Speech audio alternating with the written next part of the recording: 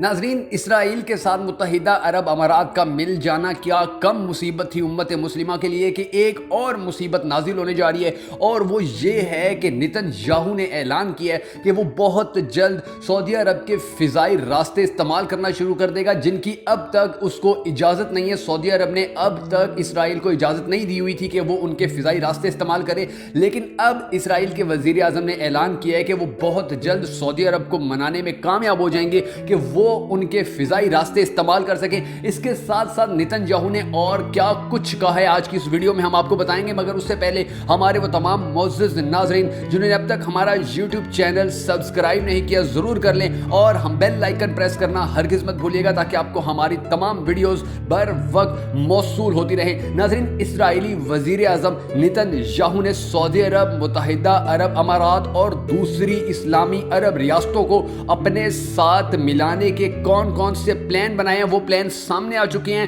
اور اس انٹرویو جو کہ نتن یاہو نے ایک عربی چینل کو دیا، اس انٹرویو کے بعد پوری دنیا حیران اور پریشان رہ گئی ہے کہ دراصل اسرائیل کرنے کیا جا رہا ہے۔ نتن یاہو نے UAE کے news channel sky news Arabia کو انٹرویو دیا اور کہا کہ متحدہ عرب امارات کے ساتھ معاہدوں کا اسرائیل کو بے حد فائدہ ہوگا، اور ان معاہدوں کے بعد ان دونوں ریاستوں کے درمیان فضائی پرواز بھی شروع کر دی جائے گی جو کہ سعودی عرب کی فضائی حدود سے گزریں گی۔ اور نتن یاہو تو یہاں تک بھی کہہ چکا ہے کہ اسے یقین ہے کہ جلد ہی یہ معاہدہ بھی طے پا جائے گا۔ نتن یاہو کہتا ہے کہ جلد ہی دوسری عرب ریاستیں بھی اس کے ساتھ معاہدے کریں گی۔ دبئی کے فری زون علاقوں میں بھی اسرائیل اب پہلے سے زیادہ پیسہ لگانے کی کوشش کرے گا۔ اسرائیل ناظرین وہ ملک ہے جس نے ہمیشہ اسلام کو، ہمیشہ مسلم ممالک کو اور جتنی بھی عرب ریاستیں ہیں جن میں اسلام ہے ان کو نقصان پہنچانے کا کوئی موقع ہاتھ سے نہیں جانے دیا تھا، لیکن اب حالات اتنے خراب ہو چکے ہیں کہ سعودی عرب، متحدہ عرب امارات اور اسی طرح کے جو دوسرے علاقے ہیں، جو دوسری ریاستیں ہیں، ان کو اس نے بڑے پیار سے، بڑے طریقے سے، بڑے ٹیکنیکل انداز میں اپنے ساتھ ملانا شروع کر دیا ہے، کیونکہ اس کو پتا ہے کہ آنے والے وقت میں جس طرح امریکہ اکیلا ہوتا جا رہا ہے، جس طرح بھارت اکیلا ہوتا جا رہا ہے، تو اسی طرح اگر یہ سلسلہ چلتا رہا تو بہت جلد اسلامی بلاک بننے کے خطرات پیدا ہو جائیں گے، اور اس کے بعد اسرائیل کے جو مظالم ہیں اردن میں یا دوسرے ممالک کے اندر، یا اسی طرح جو بھارت کے مظالم ہیں کشمیر کے اندر یا دوسرے مسلمانوں پر وہ جو مظالم کریں، ان مظالم کا سلسلہ ان کو روکنا پڑ جائے گا، جس کے بعد ان کے خلاف کوئی بھی کارروائی ہو سکتی ہے، کیونکہ جب متحدہ عرب امارات اور دوسرے ممالک اس کے ساتھ نہیں ہوں گے، جب اس کے ساتھ عرب ریاستیں نہیں ہوں گی، تو پھر وہ اس سے سوال کریں گے کہ تم کیوں مظالم کر رہے تھے، اب ہم اس کا بدلہ لیں گے۔ لیکن انفارچونیٹلی ایسا نہیں ہے، امت مسلمہ پر اب زوال آ چکا ہے، اور امت مسلمہ کو سمجھ ہی نہیں آ رہی، ان کو نظر ہی نہیں آ رہا کہ کیوں وہ آخر اسلام کے سب سے بڑے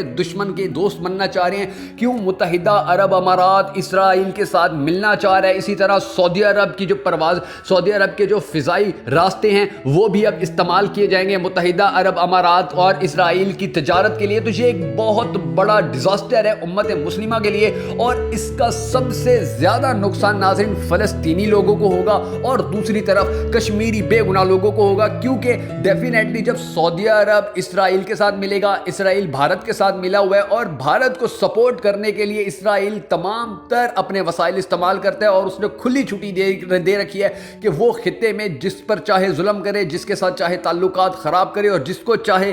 مظالم کا نشانہ بنائے۔ لیکن اگر یہ چیزیں نہیں رکتی ہیں، اگر ان کے تعلقات آپس میں نہیں رکتے ہیں، تو بھارت کے مظالم بھی بڑھتے جائیں گے، اور اسی طرح فلسطینیوں پر اسرائیلیوں کے مظالم بھی بڑھتے جائیں گے، اور امت مسلمہ کے چھوٹے چھوٹے ملکوں کو آہستہ آہستہ اسرائیل اپنے اندر ضم کرتا چلا جائے گا، اور بہت جلد اگر یہ زوال اسی طرح چلتا رہا تو امت مسلمہ اپنے بدترین حالات تک پہنچ جائے گی۔